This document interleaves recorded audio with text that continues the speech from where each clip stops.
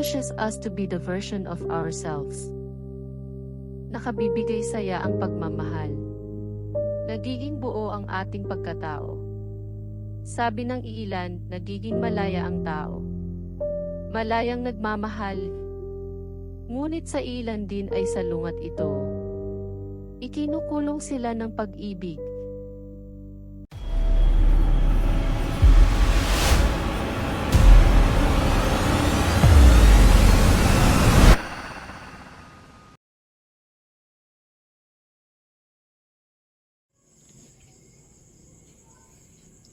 Sa buhay, maraming mga pagsubok ang ating kakaharapin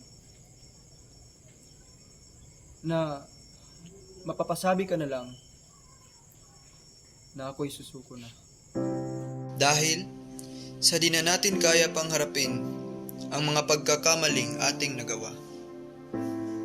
Mga desisyon na minsay ating ginawa, di alintana ang peligrong nakaamba. Ngunit sa kabila ng lahat ng mga pagkakamaling ay merong mga taong tutulong na tayo ay makabangon. Na kahit gaano tayo kadumi, hinahawakan pa rin ang ating mga kamay ng walang pag-aatubili. Ako si Darwin, isang taong minsan ang buhay muntik nang masira at walang maabot dahil sa pinagbabawal na gamot. Isa akong estudyante sa universidad ng aming bayan. Ako ay isang honor student sa high school. At di sa pagmamalaki, maraming award ang aking natanggap nung ako ay nakapagtapos sa sekundarya. Nung tumuntong na sa kolehiyo, ako ay kumuha ng kursong civil engineering. At marami akong naging kaibigan, isa na dito si Ron at Demas. Kami ay magkasama sa mga bagay-bagay, sa kalokohan at sa pag-aaral. Sa unang taon namin sa pag-aaral, ay pawang kami ay mga tipikal na estudyante lamang. Gumagawa ng mga assignments, projects, at activities.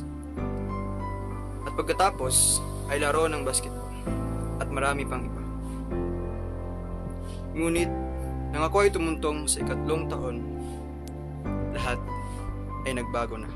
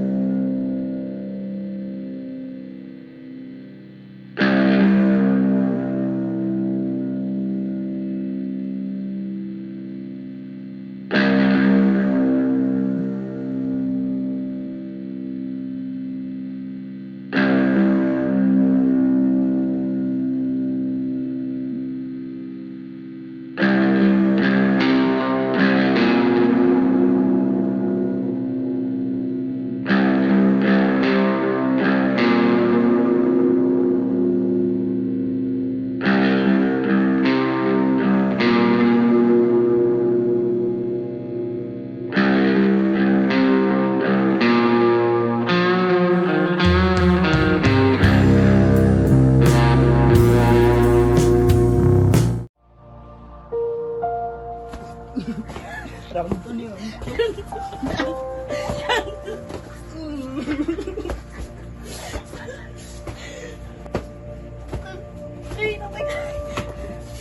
Ano ba yan, pre?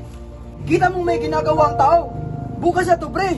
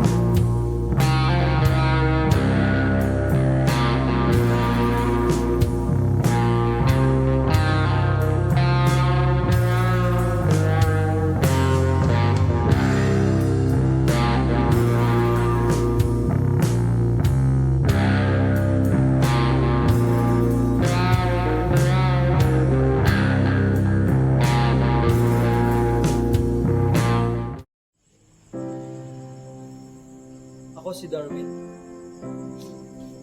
Dating lulong sa droga hanggang sa nakilala ko siya.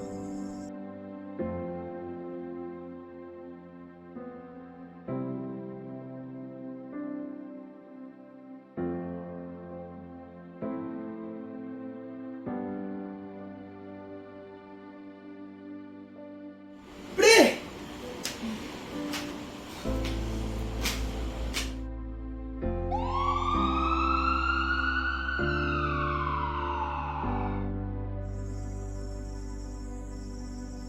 Si Jesus.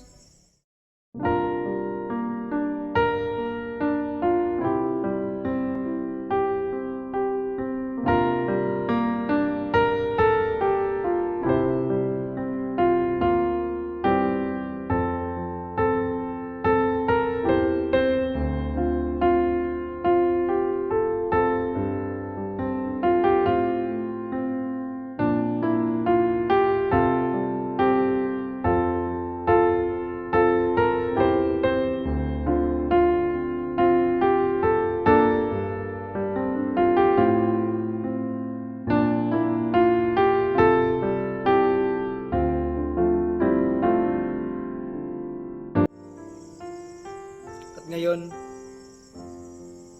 ay narito ako sa inyong harapan upang magsilbing inspirasyon na tigilan na ang paggamit sa illegal na droga.